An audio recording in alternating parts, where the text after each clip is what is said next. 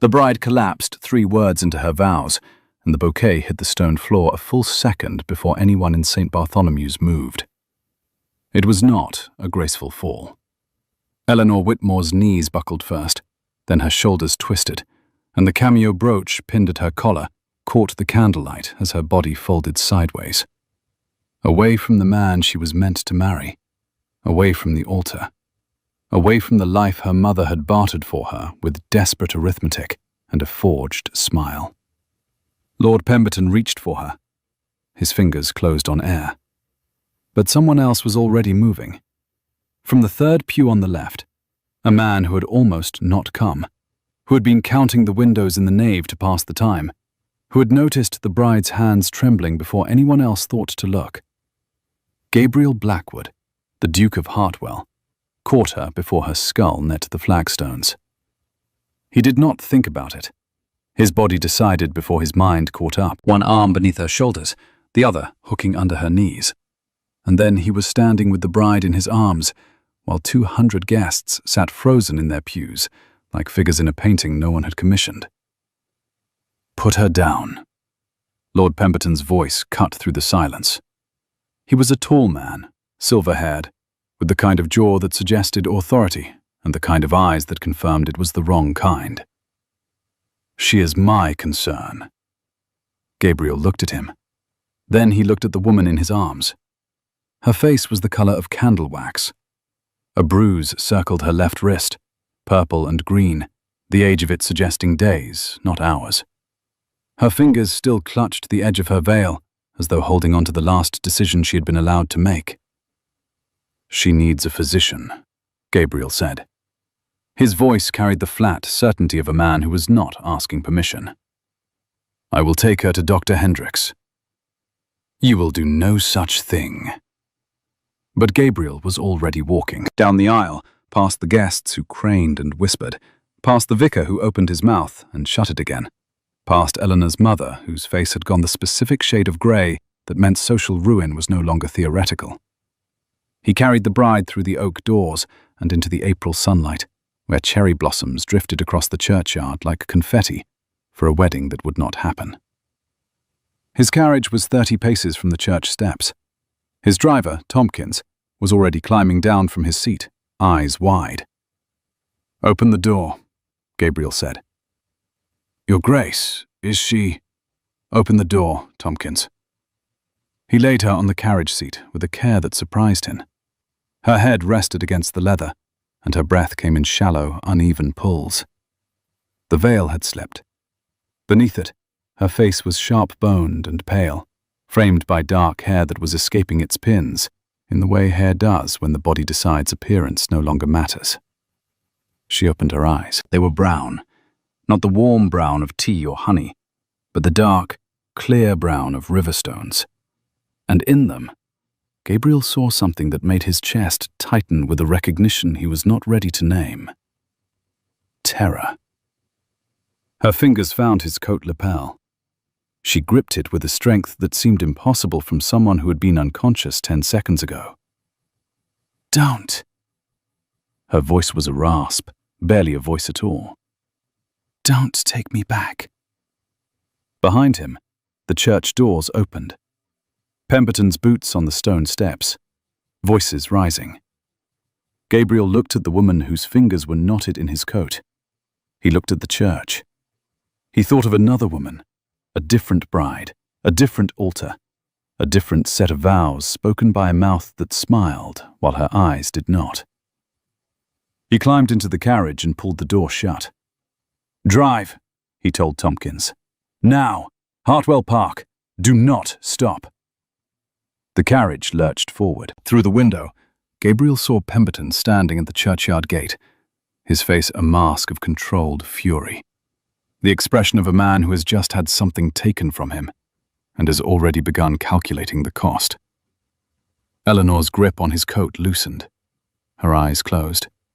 She was unconscious again before they reached the village road. Gabriel sat across from her in the swaying carriage and tried to understand what he had just done. He had carried a woman out of her own wedding. He had refused to return her to her betrothed. He was, at this moment, driving her to his estate. A bachelor's estate, without a chaperone, without her family's knowledge or consent. He looked at the bruise on her wrist.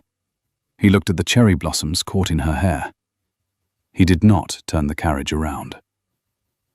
The road to Hartwell Park wound through Hampshire's spring countryside. Hawthorn hedgerows white with blossom, fields green with new wheat, a sky so blue it seemed to be making a point. Gabriel counted the mile markers. 7 miles from St. Bartholomew's to his gates. 7 miles of road that would become, by tomorrow morning, the most talked-about distance in the county. Eleanor did not wake again during the journey. He checked her breathing twice, pressing 2 fingers to the pulse at her throat. It was there, steady if faint. She was thin beneath the wedding dress, too thin. The kind of thin that spoke not of fashion, but of meals quietly skipped, of a body that had been running on will alone, and had finally spent its last reserve. When the carriage pulled through the gates of Hartwell Park, Gabriel called for Mrs. Graves before his boots hit the gravel.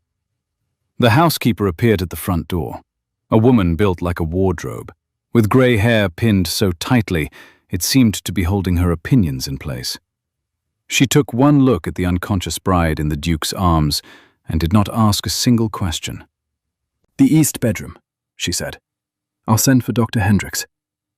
Send someone to her family as well. A message that she is safe and being tended to. Nothing more." Mrs. Graves nodded. She had served 3 Dukes of Hartwell. She knew the difference between a crisis and a scandal, and she knew this was both. Gabriel carried Eleanor up the stairs and laid her on the bed in the east bedroom, a room that had not been used since Catherine. The scent of lavender still clung to the curtains, faint and stubborn, the ghost of a woman who had planted it in every garden bed and window box, as though trying to make the estate smell like something other than stone and silence. He stepped back. Mrs. Graves moved forward with water and cloths, and the brisk efficiency of someone who has decided that competence is the only appropriate response to chaos. "Her wrist," Gabriel said from the doorway. Mrs. Graves looked at the bruise. Her mouth thinned to a line that could have cut glass. "I see it, Your Grace." "Do not let anyone in who is not Dr. Hendricks." "I would not have, sir." He left the room. He went to the library, his library, the one room in Hartwell Park that still felt like his own, and poured a glass of whiskey and sat in the chair by the cold fireplace and tried to organize what had happened into something that resembled reason. He could not. He drank the whiskey. He counted the books on the shelf across from him. 47, the same number as yesterday, and the day before, and every day since Catherine died. Upstairs, a stranger slept in his dead wife's bed, and Gabriel waited for the consequences he had chosen. Eleanor woke to lavender. It was not her lavender, not the dried sprigs her sister Anna tucked into the linen chest at home, not the oil her mother dabbed behind her ears on Sundays. This lavender was embedded in the fabric of the room itself, in the curtains, in the wallpaper, in the faded cushion of the chair where a grey-haired woman sat watching her with an expression that combined professional warmth with personal assessment. "Where am I?" Eleanor's voice came out cracked, the sound of a door that has not been opened in a long time. "Hartwell Park, miss. The home of His Grace, the Duke of Hartwell. You were brought here yesterday afternoon." The woman, Mrs. Graves, she introduced herself, spoke with the measured cadence of someone delivering news she expected to be received badly.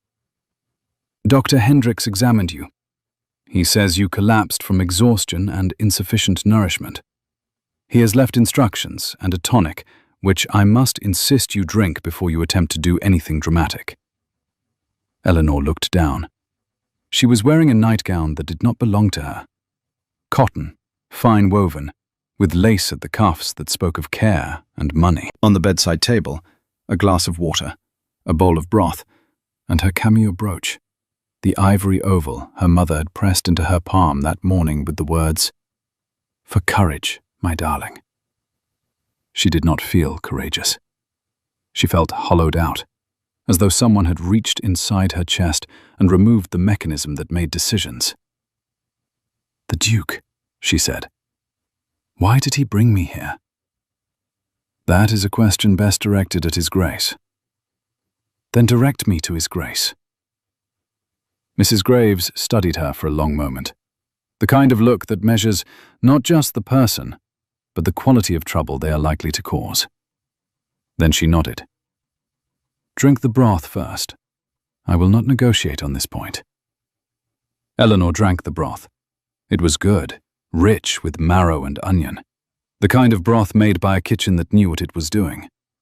Her stomach, which had been surviving on anxiety and weak tea for the better part of a month, received it with something close to gratitude. She dressed. Mrs. Graves brought her a day dress from somewhere, dark blue wool, slightly too large in the shoulders but clean and whole. Eleanor pinned the cameo at her collar. Her fingers trembled. She made them stop. She found the Duke in the library. It was a beautiful room and a neglected one. Shelves climbed to the ceiling on 3 walls, packed with books whose spines had not been cracked in years. Dust lay on the reading table like a second surface. The windows faced south, letting in a flood of spring light that only made the emptiness more visible. The cold fireplace, the single chair positioned as though the room's occupant had been slowly reducing his life to the smallest possible perimeter. Gabriel Blackwood stood by the window. He was tall, taller than she had registered when he was carrying her, which was an odd thought to have. Dark-haired, sharp-featured, with the kind of stillness that could be mistaken for calm by anyone who was not paying attention. Eleanor was paying attention. She saw the tension in his jaw, the way his right hand opened and closed at his side, the almost imperceptible movement of his lips as he counted something she could not see. "Why did you take me?" she said. He turned. His eyes were grey, not the soft grey of morning mist, but the grey of winter sky, of lead, of something that had been bright once and was now deliberately muted. "You asked me to," he said. "I did not." "You said, 'Don't take me back,' in the churchyard. Your exact words." Eleanor felt the blood leave her face. She did not remember saying it. She did not remember the churchyard at all. Only the altar, the candles, Pemberton's hand on her elbow squeezing too hard. And then nothing. A gap where her body had been making choices her mind had not authorized. "I was unconscious. That does not constitute a request." "Perhaps not, but the bruise on your wrist does." Silence. The kind that has weight, that fills a room like water. Eleanor's hand moved to cover her wrist, a reflex. The same reflex she had been practicing for 2 weeks, ever since Pemberton had gripped her arm in the drawing room and told her, in the quiet voice of a man who expected to be obeyed, that she would smile at the wedding, or she would learn the consequences of not smiling. "You had no right," she said. Her voice was level. She did not raise it. Eleanor Whitmore did not raise her voice. She had learned, over 23 years of navigating a world that preferred women who accommodated, that volume was a concession. Precision was a weapon. "You had no right to take me anywhere. You are a stranger. You have placed me in a position of scandal, and I can send you home," he said. "Now, today. Tompkins will drive you." The offer sat between them like a card turned face up. Home.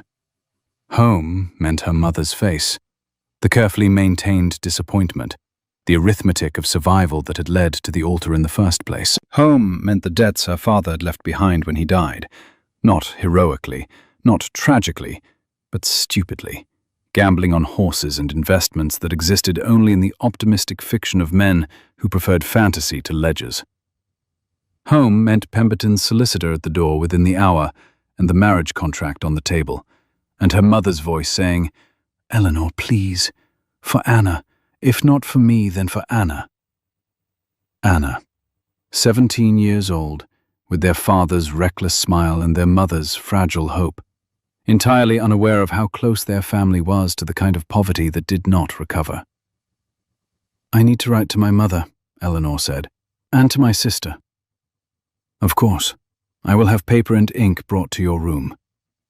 "I do not want it brought. I want to write it now, here." Something shifted in his expression, not warmth, not approval, but a flicker of recognition, as though she had just confirmed something he had suspected but had not wanted to be right about. He stepped aside and gestured to the desk. She sat. The chair was cold. The ink was fresh. He had been writing something himself, a letter perhaps, the paper turned face down. She did not look at it. She dipped the pen and wrote. To her mother. "I am safe. I am at Hartwell Park with the Duke of Hartwell. I need time. Do not come for me yet. I will write again soon. To Anna. Edithim. I am well. I fainted, and a kind stranger helped me. Do not worry. I will explain everything. Keep the garden watered, and read something that makes you laugh. I love you." She sealed both letters. Her hands were steady now. The broth had helped, or perhaps the fury had. The cold, clear anger that was settling into her bones like frost into stone. Not at the Duke, not even at Pemberton, but at the neat, terrible machinery of a world that could deliver a woman to a man she feared and call it duty. "Mr. Harding." Gabriel spoke to the doorway, where a thin man in a dark coat appeared with the silent efficiency of someone accustomed to being summoned. "See that these are delivered today, and bring me the morning's correspondence." Mr. Harding took the letters and returned within minutes, carrying a single envelope. His face, as he handed it to the Duke, wore the careful blankness of a man delivering a document he had already read and wished he hadn't. Gabriel opened it, read it. His jaw tightened. "What is it?" Eleanor asked, because she was not a woman who waited to be told things. "Lord Pemberton's solicitor. He's filing a breach of promise claim." Gabriel's voice was flat, informational, as though reading a weather report for someone else's county.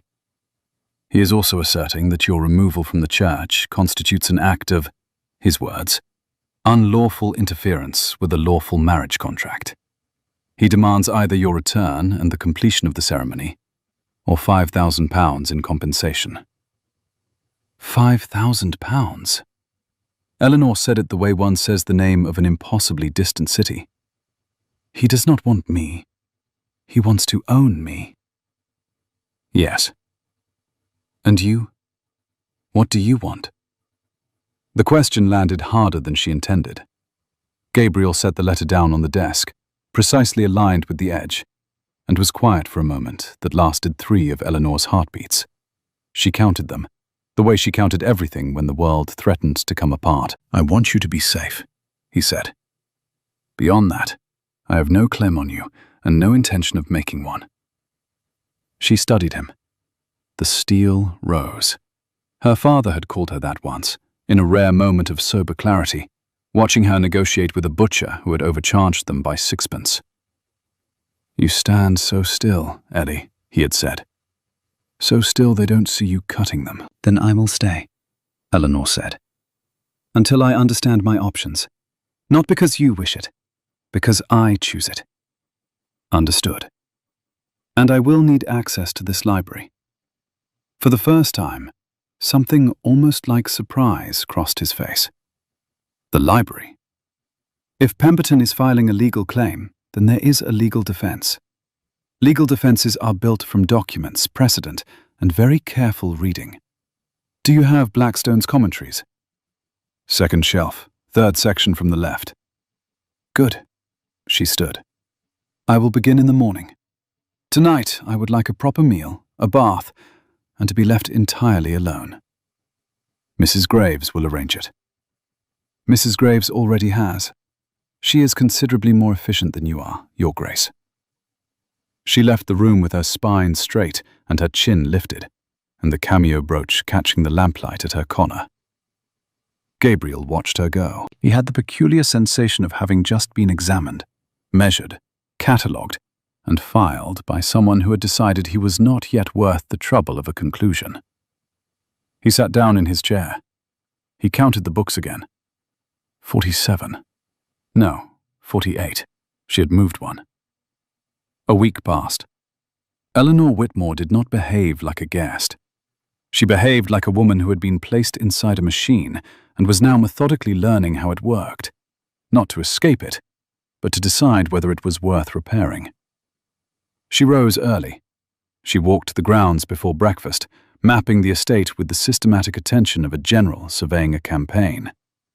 Hartwell Park was beautiful. Even she, who had trained herself to resist beauty as a form of distraction, could not deny it. The house was Jacobean, built of honey-colored stone that caught the morning light and held it. The grounds stretched south to a river and east to a wood, with tenant farms scattered along the northern ridge. In spring, the hawthorn hedgerows frothed white along every lane, and the meadows were thick with bluebells and primrose, and the air smelled of turned earth and new grass and the particular sweetness of a world restarting itself. But the beauty was wearing thin. Paint peeled from the window frames of the east wing. The kitchen garden, which should have been planted by now, lay fallow. 2 of the tenant cottages had visible roof damage, and a fence along the northern boundary had collapsed into a ditch and been left there, like a sentence someone had started and abandoned. Eleanor catalogued these things. She could not help it. Her mind worked in lists, problems to solve, resources to allocate, inefficiencies to correct. It was the only inheritance her father had given her that was worth keeping, the ability to see a broken system and understand which piece to fix first. On the 3rd day, she found Catherine's portrait. It hung in the gallery on the 1st floor, a long, cold corridor lined with Blackwood ancestors whose expressions ranged from stern to sterner. Catherine was the exception. She was painted in a garden, lavender at her feet, wearing a white dress that seemed to dissolve into the light. Her face was small-featured and gentle, with the kind of loveliness that invites protection. Her eyes, blue and wide, looked directly at the viewer with an expression Eleanor recognized immediately. The careful smile of a woman who had been asked to appear happy and had complied. She was gentle, Mrs. Graves said from behind her. Eleanor had not heard her approach, which was impressive given that Mrs. Graves moved with the subtle grace of a wardrobe being relocated. Too gentle for this house. Too gentle for most things, I think. How did she die? Consumption, 2 years after the wedding. His Grace has not been the same since. Was she happy? Mrs. Graves was quiet for a moment. She was dutiful, she said, which was not the same thing, and they both knew it. Eleanor touched the frame of the portrait, cool wood under her fingertips. She wondered if Catherine had chosen the lavender because she liked it, or because it was the one thing she was allowed to choose. On the 4th day, Eleanor walked beyond the house and into the tenant farms. The first family she met was the Burrows, a couple with 4 children under 10 and a roof that leaked so badly they had moved their bed to the kitchen.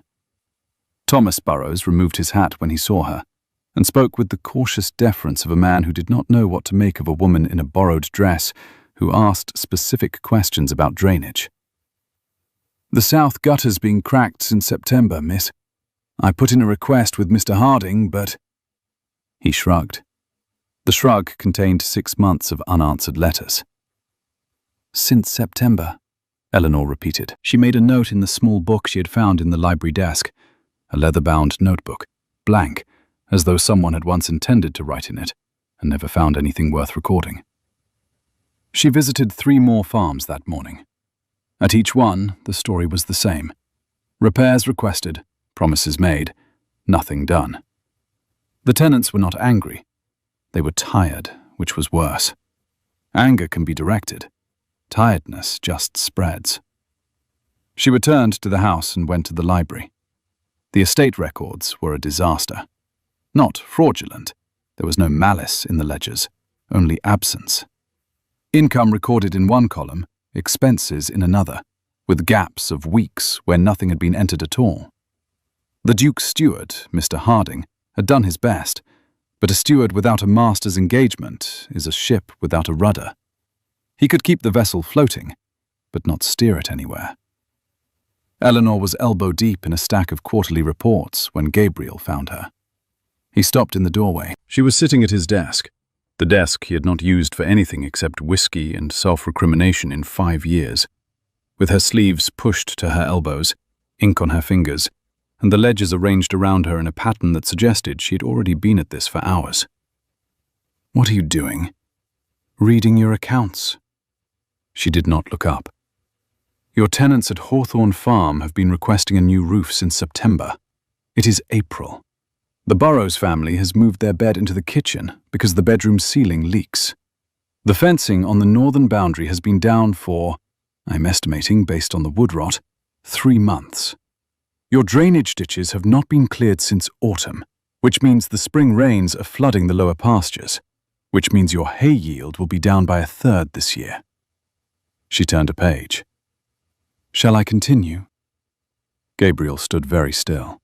The kind of still that, in another man, might have been anger. In him, Eleanor was learning, it was the way he absorbed information he did not want to hear. "How long have you been at this?" "Since 9 o'clock. "It is nearly 4. "Yes, your accounts are in a state that requires 7 hours, possibly more." She finally looked up. Her eyes were steady, her voice was steady, and the ink smudge on her cheekbone somehow made her look more formidable, not less. "You have a good estate, Your Grace. Good land, good tenants, good bones. But you have been, forgive the directness, asleep at the wheel. And the people who depend on you have been paying the price." The silence between them had a different quality this time. Not the brittle silence of their first meeting, when she had been furious and he had been guarded. This was the silence of someone recognizing something uncomfortable. The particular discomfort of having a truth you have been hiding from yourself, spoken aloud by someone who has no reason to be gentle about it. "The roof at Hawthorne Farm," he said. "I will speak to Harding today." "Today, not tomorrow." "Today." She nodded, one precise dip of her chin, like a judge accepting a plea. Then she returned to the ledgers, and Gabriel left the room with the unsettling awareness that a woman he had carried unconscious from a church 6 days ago had just reorganized his understanding of his own negligence in a single afternoon. That evening, they sat at opposite ends of the long dining table and ate in a silence that was becoming, if not comfortable, at least functional. Mrs. Graves served roast lamb with mint sauce and new potatoes, and Eleanor ate with the focused attention of someone who was learning to trust food again. It was Gabriel who spoke first. The fire crackled in the grate. Spring evenings in Hampshire still carried a chill that justified flames, and the candlelight softened the angles of his face in a way Eleanor chose not to notice. "Catherine did not choose me," he said. The words came out with the cadence of something rehearsed, not for this conversation, but for the 5 years he had been having it with himself. "Her family chose me for her. The Blackwood name, the estate, the title. She was told it was a good match, and she believed it, because she believed what she was told. She was—" He paused. His right hand opened and closed on the table. "She was accommodating, to a fault." "Was she happy?" Eleanor asked. The same question she had asked Mrs. Graves. This time she wanted a different witness. She tried to be. She planted lavender in every garden bed because it reminded her of her mother's house. She redecorated the east bedroom, the room you are sleeping in, because the wallpaper was dark and she wanted something that felt like sunlight. She smiled at dinner and played the piano in the evenings and wrote letters to her sisters every Sunday. His voice was even, controlled. The voice of a man who has practiced containing something that would destroy him if he let it out in full. And none of it was enough. She was unhappy, and I knew it. And I did nothing, because the marriage had been arranged, and I believed that arrangement was the same as rightness. It is not. No, it is not. How did she die? Consumption. 18 months after the wedding. The physician said it was the cold, that Hampshire winters were too harsh for her constitution. But I think... He stopped, counted something. Eleanor saw his lips move, a flicker of arithmetic against emotion. I think she stopped fighting it. I think she decided that dying was simpler than pretending. The word hung between them. Pretending. Eleanor knew it intimately. The architecture of a life built on performance, on smiling when smiling was expected, on saying, "I am well," when wellness was a country she had not visited in months. "My father died 11 months ago," she said. She had not planned to say it, but the evening, the fire, the strange equality of two people sharing wounds they normally kept locked. It created an opening, and Eleanor stepped through it before she could stop herself. He gambled. Not on horses, that would have been almost respectable. On schemes. Investments in companies that existed only on paper. He mortgaged the house, borrowed against the land, sold my mother's jewelry piece by piece, and replaced it with paste copies she pretended not to notice. Her voice remained level. This was information, not confession. When he died, the debts were larger than the estate. Lord Pemberton offered to buy the debts, all of them, in exchange for me. In exchange for you. My mother called it a proposal. The arithmetic was simple. Pemberton erases the debts, I marry him, Anna has a future. The house is saved. She turned the cameo brooch at her collar, a gesture Gabriel was beginning to recognize as the way she steadied herself, the way she touched the one thing that was still hers. I agreed. Not because I wanted to, because the alternative was Anna's future sold at auction. And I could not. For the first time, her voice caught. A crack in the surface, hairline thin but visible. I could not let that happen to her. Gabriel looked at her across the table. The candles between them flickered. Outside, a spring wind moved through the garden, carrying the scent of lavender and turned earth. You are not going back to him, he said. That is not your decision to make. No, but it is mine to support. Something shifted between them that night. Not trust, not yet, but the foundation on which trust could be built. Two people who had been shaped by other people's choices, sitting in a room full of another woman's lavender, beginning to suspect that the walls they had built were not as different as they looked. The days that followed had a rhythm. Eleanor managed the estate, not because Gabriel asked her to, but because the estate needed managing, and she was incapable of seeing broken things and leaving them broken. She organized the tenant repairs, prioritizing by severity. Hawthorne Farm's roof first, then the Burrows family's drainage, then the fencing. She met with Mr. Harding every morning at 8, and by the second week, he was deferring to her with the relief of a man who has been waiting for someone competent to arrive. Gabriel watched from a careful distance. He signed the orders she drafted. He approved the expenditures she recommended. He did not interfere, and Eleanor was beginning to understand that his non-interference was not weakness. It was a form of respect she had not encountered before. He trusted her judgment because he had seen her work, and that was a simpler, more honest currency than any she had been offered. They worked together on the legal case against Pemberton. Eleanor in the library, surrounded by law books and correspondence. Gabriel opposite her, handling the portions that required his name and title. The breach of promise claim was serious. In Regency England, such suits could ruin a woman's reputation beyond repair. But Eleanor had found a thread.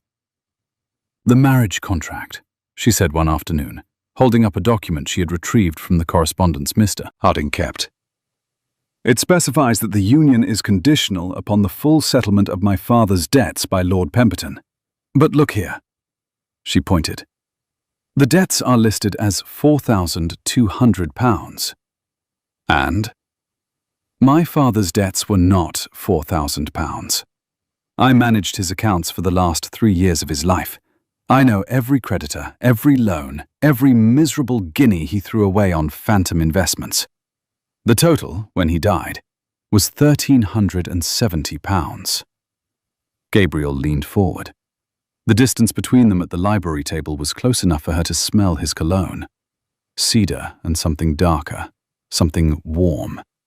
And she filed that observation away in the category of things she was not yet ready to examine. Pemberton inflated the debt, he said, by more than 3 times, which means the marriage contract was predicated on a false figure. My mother signed it believing she owed £4,000. She owed £1,300. The contract is voidable. Can you prove it? I need the original debt register from the moneylender my father used, a man named Stokes in London. If the figures in Stokes's ledger match mine and not Pemberton's, the contract collapses. Gabriel sat back. He looked at her, truly looked, in the way that people do when they are seeing someone for the first time, despite having shared a house with them for 3 weeks. Eleanor with ink on her fingers and firelight on her face, and a legal argument that could dismantle the man who had bought her like livestock. I will send Harding to London tomorrow, he said. Today. The ghost of a smile. Today. It was the day after Harding left for London that Eleanor's understanding of the Duke shifted and broke. Lord Grenville arrived unannounced. He was Gabriel's oldest friend, a ruddy-faced man with a booming laugh and the social tact of a friendly avalanche. Eleanor liked him immediately and distrusted him in equal measure, which was her standard response to charm. She was crossing the upstairs hallway to her room when she heard them in the study below. The door was ajar. She did not intend to listen, but her name stopped her, the way a hand on the shoulder stops a person walking past an open grave. And you've installed her in the east bedroom, Grenville was saying, his voice carrying the careful joviality of someone navigating a conversation they know is dangerous. Catherine's room. Gabriel, be honest with me. What is this? She needed help. I provided it. You carried a woman out of her own wedding and drove her to your house. That is not providing help. That is making a decision about someone else's life. She asked me. She was unconscious. A pause. Gabriel, I watched you after Catherine died. I watched you blame yourself for 5 years. For a marriage you didn't choose, for a woman you couldn't save, for a disease that would have taken her regardless of whether she was happy or not. And now you have found another woman being pushed into a marriage she doesn't want, and you have, what, appointed yourself her rescuer? Silence. You're trying to save her, Grenville said, quieter now, the way you couldn't save Catherine. And I understand that. But she is not Catherine. She does not need you to redeem yourself through her. Gabriel's voice, when it came, was stripped of everything except honesty. I saw her face at that altar, and I saw Catherine's face. And I could not stand there and watch it happen again. Eleanor's hand found the wall.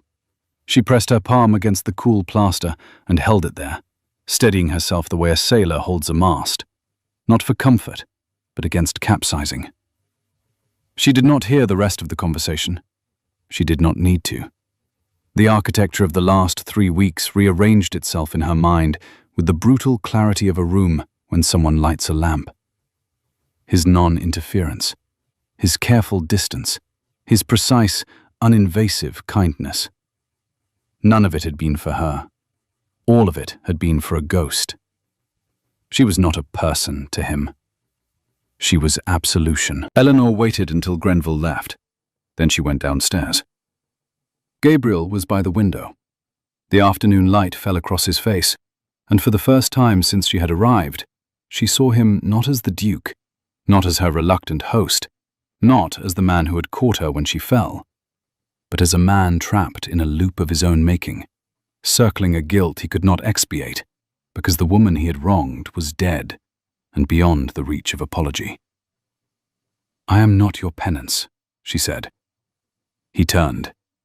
She saw the flinch, small, controlled, absorbed into his body the way a tree absorbs a blow from an axe. Eleanor, I am not Catherine. Her voice was quiet and precise and absolutely devastating. The voice of a woman who had spent her life sharpening her words because she was not permitted to raise them. I am not a version of your guilt that you can tend and water and coax into bloom so that you can forgive yourself for a garden that died. I am a person. My situation is my own. My debts are my own. My fear is my own. And if you cannot see me, Eleanor, the woman standing in front of you, then I will solve my own problems and I will leave this house and you will find another ghost to care for. She did not wait for an answer. She turned and walked out of the library, with her back straight and her hands steady, and the cameo brooch at her collar like a small, gleaming shield. Behind her, Gabriel stood by the window and counted the panes of glass. 12. The same as always. But the room felt larger now, emptier, as though someone had just removed the one thing that had made it habitable. Eleanor withdrew, not dramatically. She was too disciplined for that. She simply contracted her presence. She continued the tenant work because the tenants needed her, and she was not the kind of woman who punished bystanders for someone else's failure. She met with Harding's assistant about the accounts. She oversaw the roof repair at Hawthorne Farm, standing in the April drizzle in a borrowed coat, directing workmen with the matter-of-fact authority of someone who has decided that usefulness is its own justification. But she no longer ate dinner with the Duke. She took her meals in her room. She did not use the library in the evenings. She moved through Hartwell Park like a competent ghost, present, effective, invisible. Gabriel noticed. Of course he noticed. He noticed her absence the way one notices a change in temperature. Gradually, then all at once, then unbearably. Mrs. Graves, who had the observational skills of a retired intelligence officer, said nothing for 3 days. On the 4th day, she set Gabriel's breakfast plate down with marginally more force than usual. She is doing more for this estate in a month than I have seen done in 5 years, she said. Whatever you have done to offend her, I suggest you undo it. She is not offended. She is correct. Mrs. Graves raised an eyebrow. It was the most eloquent eyebrow in Hampshire. Then be correct in return, Your Grace. Stop being sorry about a woman who is dead and start being present for the one who is alive. She left the room. Gabriel sat with his coffee and the uncomfortable awareness that his housekeeper had just summarized his psychological architecture in 2 sentences. It was the garden that brought them back together. Eleanor found it on a Tuesday afternoon. Catherine's lavender garden, behind the east wing, sheltered by a stone wall on 3 sides and open to the south. It had been beautiful once. The bones of it were still visible. Raised beds in a geometric pattern, a gravel path, a wooden bench facing the afternoon sun. But the lavender had grown wild and tangled, competing with weeds for space, and the gravel was disappearing under encroaching moss, and the bench had one broken slat that made it look like a gap-toothed smile. Eleanor knelt in the dirt. She was wearing the blue dress, the one Mrs. Graves had given her on her first morning, and she did not care about the mud. She began pulling weeds, not violently, not with the cathartic fury of someone working out anger. She had moved past anger into something quieter and more painful. She pulled weeds because the garden was neglected, and she could not bear to see another living thing left untended. She had been at it for an hour when she heard footsteps on the gravel. Gabriel stood at the edge of the garden. He was holding a pair of gardening gloves, leather, worn, clearly Catherine's. He did not extend them. He held them at his side, uncertain, which was not a state Eleanor had seen him in before. "You don't have to do this," he said. "I'm not doing it for you." But her voice had lost its edge. Not softer, she did not do soft, but less aimed, as though she was tired of wielding herself as a weapon and would prefer, just for an afternoon, to be a person pulling weeds in a garden. He set the gloves on the bench. Then he knelt beside her and began pulling weeds from the adjacent bed. He did not speak. Neither did she. They worked in the quiet of two people who have hurt each other and are not yet ready to discuss it, but are willing to occupy the same space and see what grows. The lavender, freed from the weeds, released its scent into the warm spring air. It was stronger than the faded traces in the east bedroom, alive, insistent, almost aggressive in its sweetness. Eleanor breathed it in and thought, "This is not Catherine's scent anymore. It is simply the scent of a garden that someone decided to save." His sleeve brushed her arm as he reached for a root tangled deep in the soil.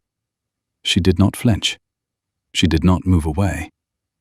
She registered the warmth of the contact, a small, factual observation, filed alongside the cedar in his cologne, and the way his hands, large and capable, were surprisingly careful with the fragile stems. "Gabriel," she said. It was the first time she had used his name. It came out before she could stop it, or perhaps she did not try to stop it, and it hung in the air between them with the weight of something that could not be unsaid. He looked at her, and for the first time his eyes held no guilt, no Catherine, no ghosts. Just a man, kneeling in the dirt, looking at a woman who had called him by his name. "Yes?" She opened her mouth, closed it, shook her head. "Nothing. Just, you missed a root. There." She pointed. He pulled it. The lavender stood straighter. They worked until the sun was low. They did not discuss what had changed, but something had. A door that had been locked was now ajar, and neither of them had the will to close it. The letter from Anna arrived 3 days later, and it shattered everything. Eleanor read it standing at the breakfast table. Her face went white, not slowly, not gradually, but all at once, like a page being bleached. "Dearest Eleanor," Anna wrote, in her round, careful hand. "Lord Pemberton came to the house yesterday. He was very polite. He brought flowers for Mamma and a book for me, and he sat in the drawing room for an hour and spoke about how much he admired our family and how sorry he was for the distress of the wedding day. He said he bore no ill will and only wished for a resolution that honored everyone involved. Mamma was charmed. I was not. Eleanor, there was something in the way he looked at me.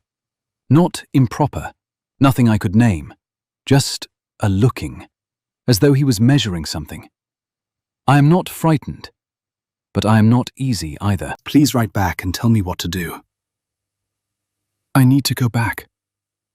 Eleanor's voice was a blade.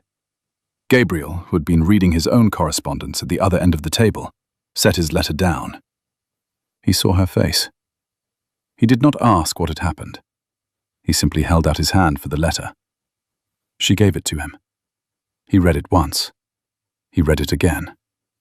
His jaw set in a way Eleanor had come to associate with decisions being made behind a locked door. "If you go back now," he said carefully, "Pemberton gets exactly what he wants. You returned under pressure. The contract reasserted. My sister is not a chess piece." "No, she is not. Which is precisely why we must not react the way he is expecting us to react." He stood. "I will send my man, Reynolds, to your mother's house today. He will stay there, visibly, as a representative of my household. Pemberton will know he is being watched. It will buy us time." "Time for what?" "For Harding to return from London with the proof we need." Eleanor stared at him.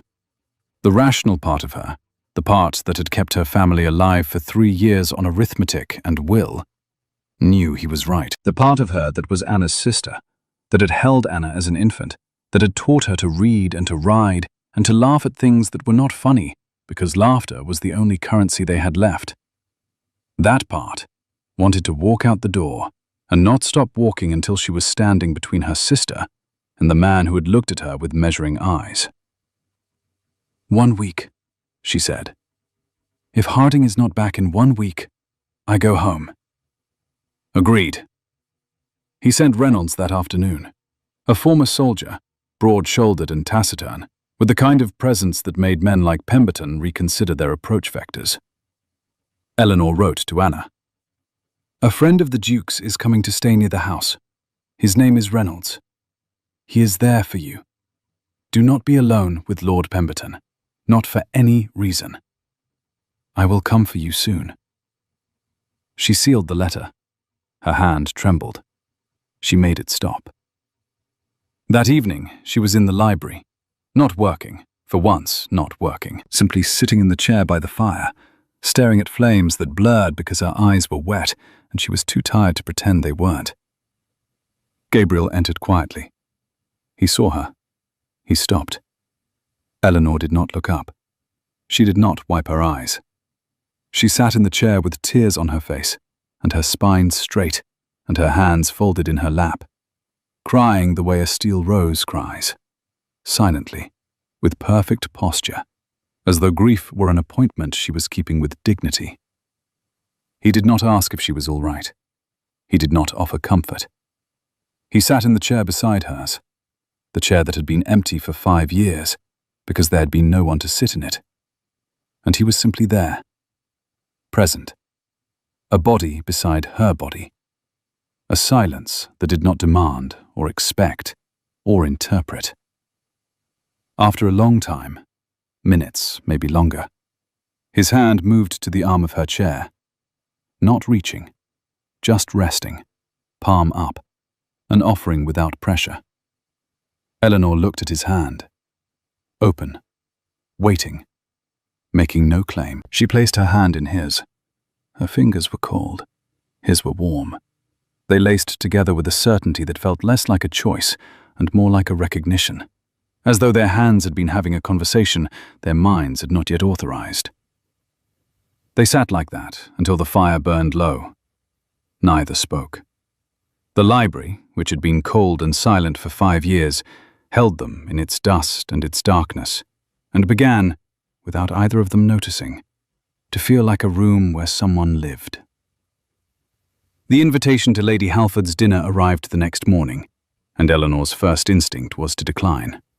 Her second instinct was to accept, because declining would look like hiding, and she was not a woman who hid. She wore a gown Mrs. Graves had produced from somewhere, dove grey silk with a high neckline and the cameo brooch at the collar.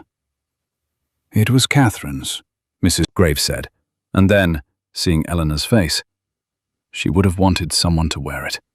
She hated waste. The dinner was small, 12 guests, 3 courses, the kind of evening where conversation is the real menu, and everyone arrives hungry. Eleanor sat 4 places from the Duke, between a clergyman with nervous hands and Lady Halford's widowed sister, Mrs. Devereux, who had the kind eyes of a woman who collects other people's secrets, and the sharp tongue of a woman who knows when to deploy them. It was Mrs. Devereux who struck.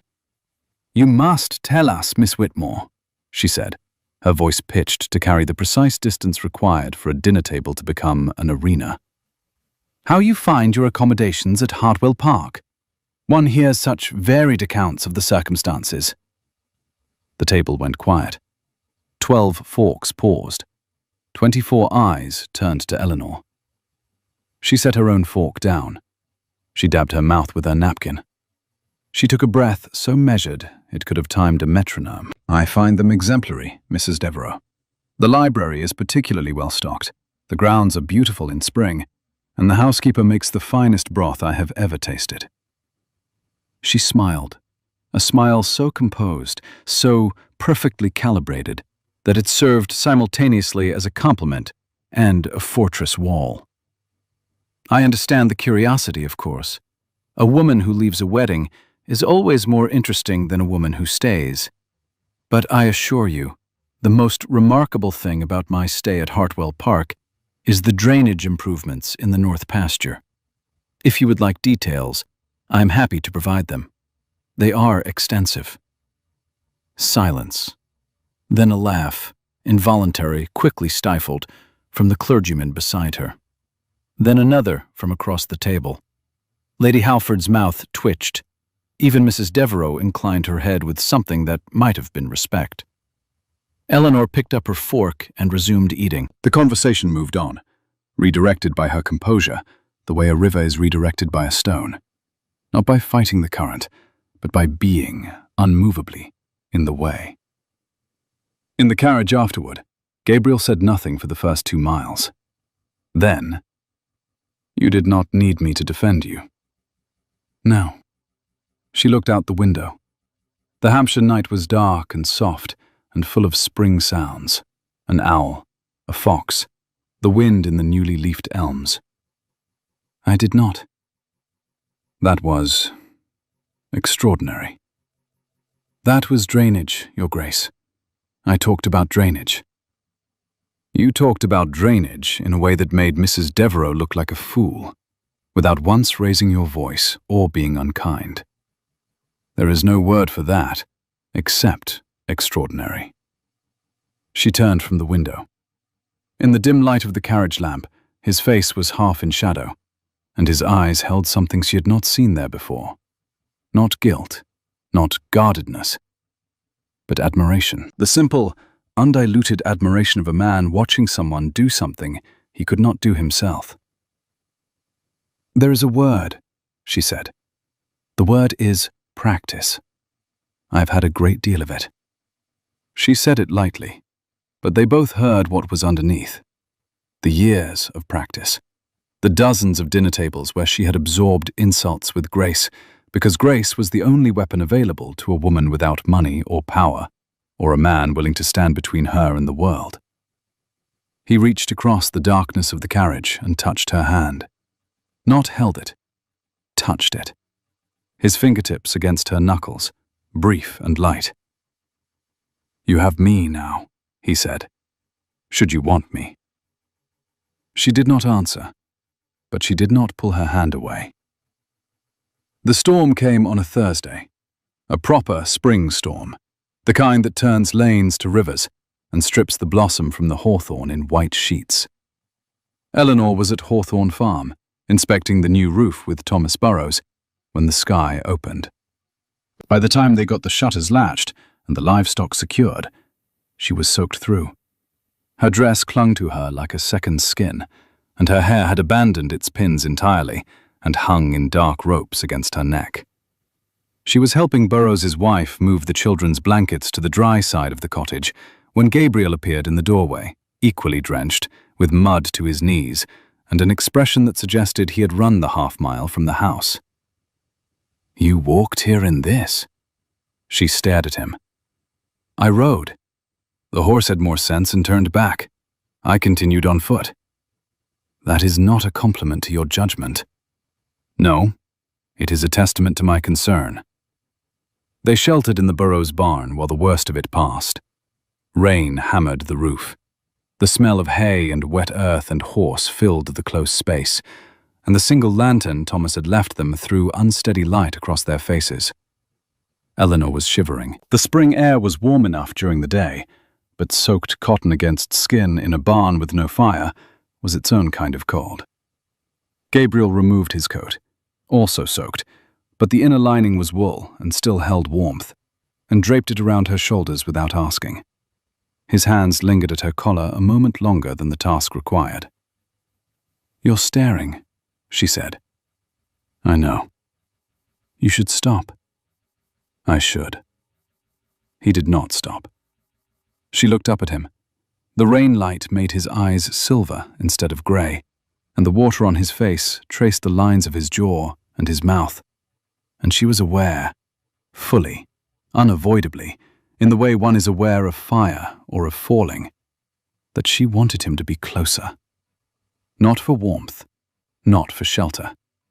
For the simple, terrifying reason that his proximity had become the thing her body oriented itself around, like a compass finding north. He kissed her. Or she kissed him. Later, neither would be able to say who moved first. What Eleanor remembered was his mouth on hers, and the taste of rain, and the warmth of his hand at the back of her neck, and the sound she made, a small, involuntary sound, half gasp and half surrender, that she would have been embarrassed by if she had been capable of embarrassment at that moment. She was not. She was capable only of this.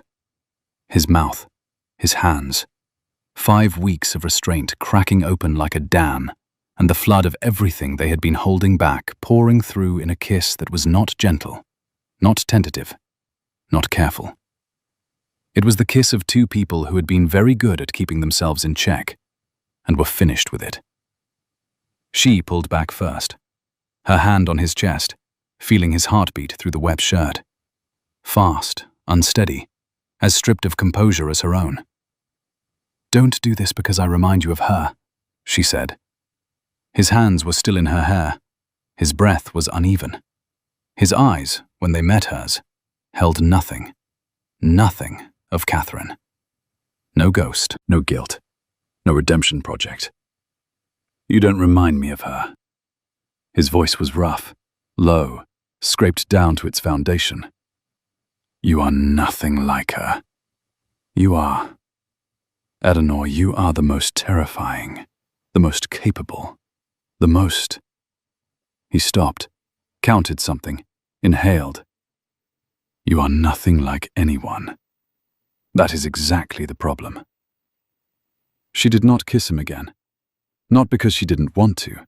She wanted to with a ferocity that startled her. But because she was Eleanor Whitmore, and she needed to understand what she was building before she let herself live in it. "When this is over," she said, "when Pemberton is dealt with, and Anna is safe, and I am standing on my own ground, not someone else's, then we will have this conversation properly." "I will wait," he said. "I know you will." The storm passed. They walked back to the house in the clearing air, not touching, not speaking. The space between them charged with everything that had been said and everything that had not. 3 days later, Pemberton arrived at Hartwell Park. He came in a carriage, drawn by matched greys, with a solicitor at his side and a document in his hand, and the quiet satisfaction of a man who has been planning his final move, while his opponents thought they had time. Eleanor and Gabriel were in the library when Mrs. Graves announced him. Eleanor saw the name register on Gabriel's face, a flash of something dark and controlled, like a blade being drawn inside a scabbard. "Show him in," Eleanor said, before Gabriel could speak.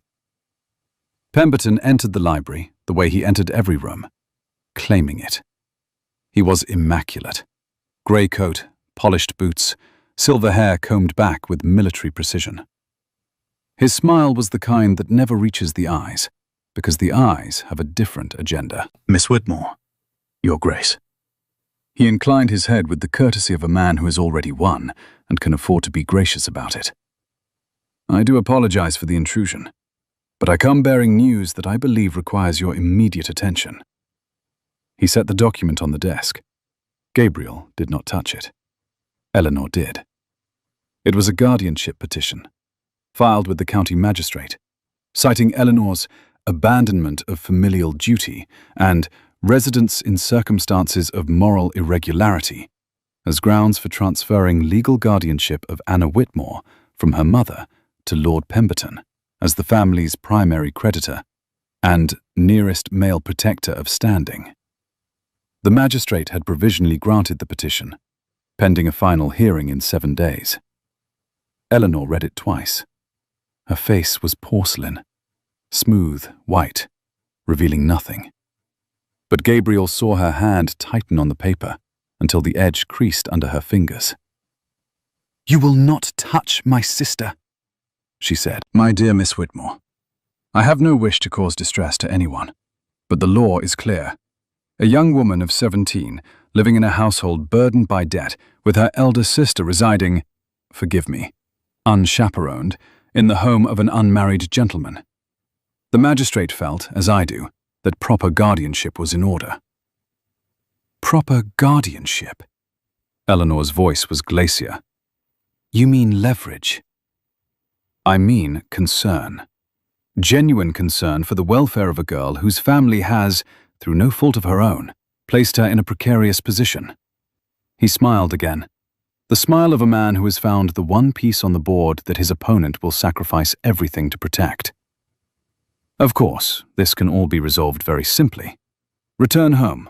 Honor the contract. The debts are erased, the guardianship petition is withdrawn, and your sister's future is secured. Get out, Gabriel said. Your Grace, this is a legal matter. Get out of my house. Pemberton left. He did not hurry. Men like Pemberton never hurry. They have learned that slowness is its own form of power, that making people wait for you to leave is as effective as making them beg you to stay. When the carriage was gone, Eleanor set the document down. Her hands were shaking. She made them stop. 7 days, she said. Harding returns from London tomorrow. Gabriel's voice was controlled, but his eyes were fire. If the proof is what we believe it is, it has to be. If Pemberton inflated the debt to manufacture the marriage contract, then the contract is void. If the contract is void, his claim to be the family's creditor collapses. If his claim collapses, the guardianship petition has no standing. A chain. And we only need to break the first link. Harding arrived the following evening, road dusty and exhausted, carrying a leather case that contained a single ledger page, a certified copy from Stokes, the moneylender, witnessed and stamped. Eleanor spread it on the library desk beside Pemberton's version of the debt. The numbers were not close. They were not even in the same country. Stokes's ledger, £1,370 at 8% interest. Pemberton's claim, £4,200 at 20%. He tripled the principal and doubled the interest, Eleanor said.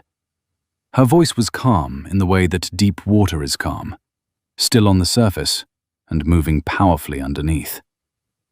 He bought my father's debt for £1,300, rewrote it as £4,000, presented the forged figure to my mother, and used her panic to secure a marriage contract that was, from its inception, built on fraud. The magistrate will void the contract, Gabriel said. The magistrate will void everything. The contract, the breach of promise claim, the guardianship petition. All of it is predicated on a debt that, in its true amount, my family can repay. Not easily, but repay. She looked at him. I want to present this myself. Eleanor, he tried to buy me. He threatened my sister. I will stand in front of the magistrate and I will take him apart. And I will do it with the same composure he used when he walked into this library and told me he owned my family. Gabriel studied her face. He saw the steel rose in full armor, the stillness, the precision, the absolute, unshakable certainty of a woman who has identified her enemy and chosen her ground. I will be there, he said. I know, but you will not speak for me. I would not dare. The hearing was held in the town hall. The magistrate, Sir Edmund Carlyle, was a practical man with reading spectacles and a dislike of wasted time. The room was small, wood-panelled, smelling of old paper and lamp oil. Pemberton sat at one table with his solicitor. Eleanor sat at the other with Harding. Gabriel sat in the gallery, 3 rows back, his hands folded, his eyes on her. Pemberton's solicitor spoke first. The argument was polished, rehearsed, built on the assumption that documents do not lie, and that a woman who leaves her wedding has forfeited the right to be believed. Then Eleanor stood. She did not raise her voice. She did not gesture. She stood at the table with the ledger pages arranged before her, and she spoke the way a surgeon operates, with precision, with economy, with the absolute confidence of someone who knows exactly where to cut. Sir Edmund, the breach of promise claim filed by Lord Pemberton is predicated on a marriage contract. The marriage contract is predicated on a debt. And the debt— She placed the 2 documents side by side on the magistrate's desk. —is a fiction. She walked him through it, point by point, number by number. The moneylender's original figures beside Pemberton's inflated version. The interest rate discrepancy. The principal that had been tripled. The dates that did not align, the signatures that had been witnessed by men who, as Harding's London investigation had discovered, were employees of Pemberton's own household. She did not look at Pemberton. She did not need to. She was speaking to the magistrate, to the record, to the law itself. And every word she said was a brick being removed from the wall Pemberton had built around her family. "Why, Lord Pemberton?" She turned to him now. Her voice was quiet. The quietness of someone who has been asking questions all her life and has learned that the quieter you ask, the louder the answer. "Why does your ledger show £4,000 when the original shows 1,300? He did not answer. "Why was the interest calculated at 20% when my father's contract with Mr. Stokes stipulated 8? Silence. "Why did the witnesses to your version of the debt turn out to be your own footman and your own stablemaster, neither of whom were present at the original transaction?" Pemberton's solicitor began to speak. Sir Edmund raised a hand. "Why, Lord Pemberton?" Eleanor's voice dropped to barely above a whisper, and the room leaned in to hear her. "Why, specifically, did you inflate a debt of £1,300 to 4,000 in order to force a woman into marriage? What kind of man manufactures a crisis to buy a wife?" The room was silent. Pemberton's face had gone the color of old paper. His solicitor was staring at the documents as though they had personally betrayed him. Sir Edmund removed his spectacles. He cleaned them. He put them back on. "The guardianship petition is dismissed," he said. "The breach of promise claim is dismissed. I am referring the matter of the debt discrepancy to the county prosecutor for investigation into potential fraud. Miss Whitmore, you are free to go." Eleanor gathered her papers. Her hands were steady. Her face was steady. Everything about her was steady, because she had been steady her entire life, and she would not stop now, not when stopping meant showing Pemberton that he had ever had the power to make her shake. She walked out of the town hall without looking back. Outside, the April air was warm and bright and smelled of the lime trees that lined the high street. Eleanor walked 10 paces from the door, stopped, and pressed both hands against the stone wall of the building. Her knees were trembling. Her whole body was trembling. The delayed shaking of a system that has held itself together under enormous pressure and has finally been given permission to let go. Gabriel was there. He had come out behind her, close enough to catch her if she fell, again, but not touching, not presuming, waiting. "I have never seen anything like that," he said. "I have been doing that my entire life." Her voice was unsteady now. The composure was cracking, and what was underneath was not weakness, but the enormous, exhausting effort of a woman who has been strong for everyone else and has never once been allowed to be strong for herself. Fighting men like him, proving things that should not need proving, defending ground that should not need defending. I just never. She pressed her palms harder against the stone. I never had anyone standing behind me before. He stepped closer, not into her space, beside it, present without claiming. "I love you," he said. It was not grand. It was not a declaration from a balcony or a whispered confession by candlelight. It was said the way one says a fact that has been true for some time and has only now been given its name. Quietly, certainly, the way you say the sky is blue or the river runs south. A thing observed, a thing confirmed. Eleanor turned. Her eyes were wet. Her face was a battleground between the composure she had maintained for 23 years and the feeling that was dismantling it, brick by careful brick. "I know," she said. Then, because she was Eleanor, "I love you too, but I will not be your rescued bird. I will not be a woman who was saved and is grateful. I will be your partner, your equal, your challenger, your inconvenient conscience. Or I will be nothing." "I know," I mean it, Gabriel. I will reorganize your estate. I will argue with your solicitor. I will tell you when you are wrong, and I will not apologize for it. And I will make your housekeeper's life difficult, and I will tend Catherine's garden, not because she was your wife, but because the lavender deserves better than neglect. I would not have it any other way. Good. She wiped her eyes with the back of her hand, an inelegant gesture, entirely unlike her, entirely perfect. Then you may court me properly, beginning with an explanation of why you have had my cameo brooch for 5 weeks and not returned it. The surprise on his face was genuine. How did you— I am a woman who managed a bankrupt estate for 3 years, Your Grace. I notice when things are missing.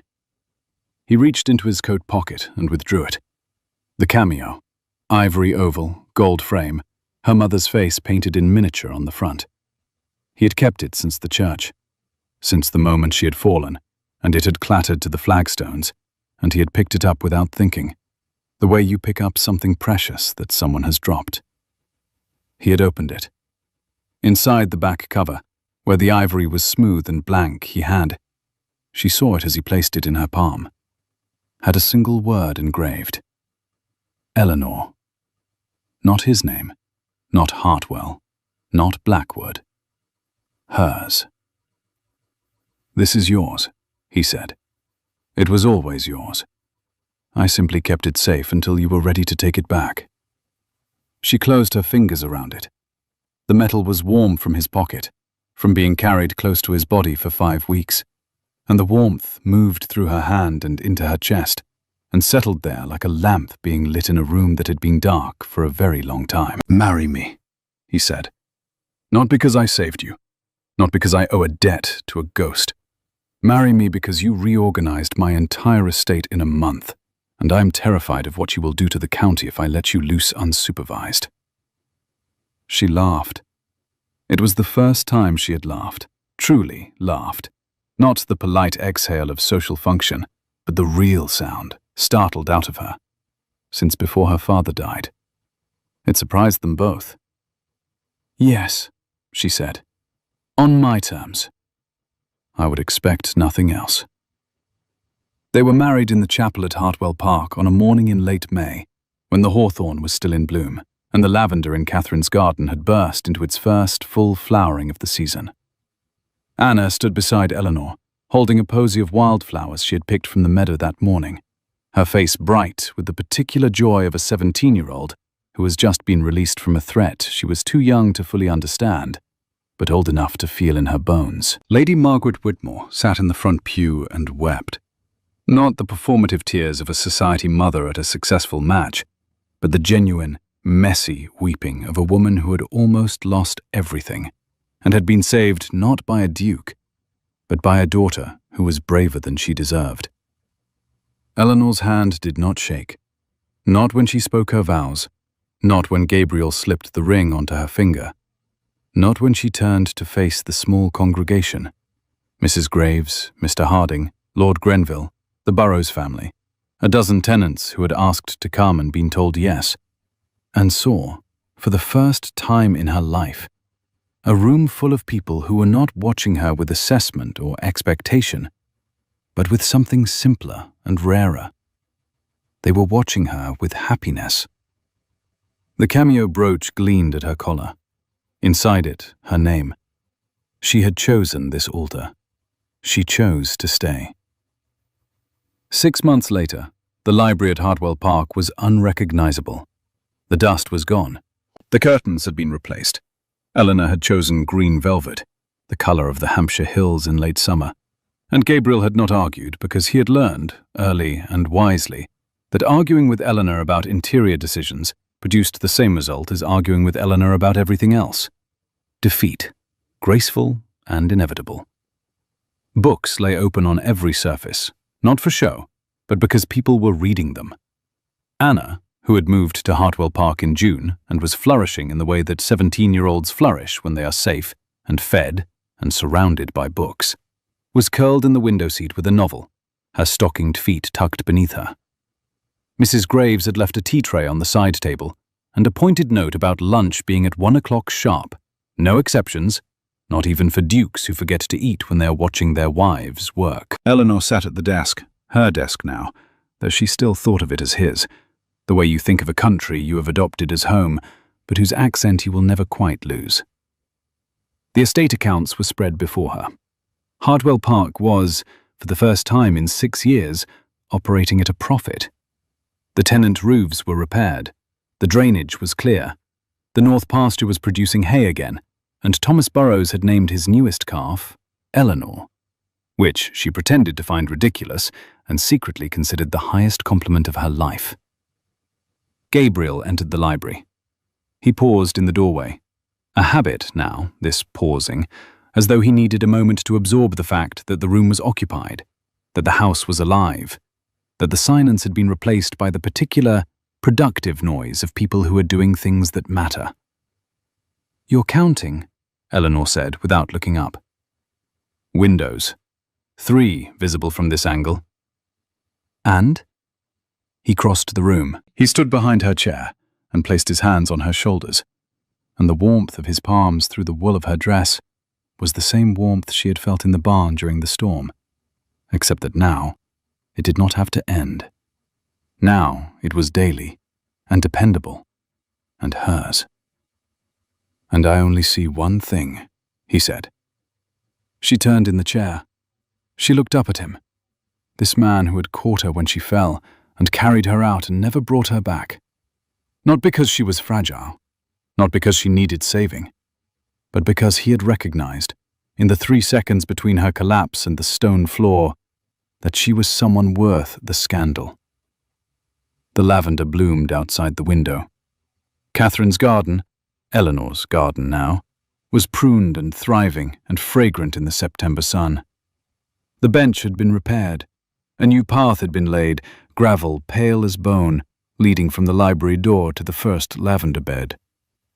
Eleanor touched the cameo at her collar, her name inside it, a choice on her finger, her sister safe in the window seat, her estate, their estate, running on numbers that added up. She had fainted at the altar. A duke had caught her. He had never brought her back.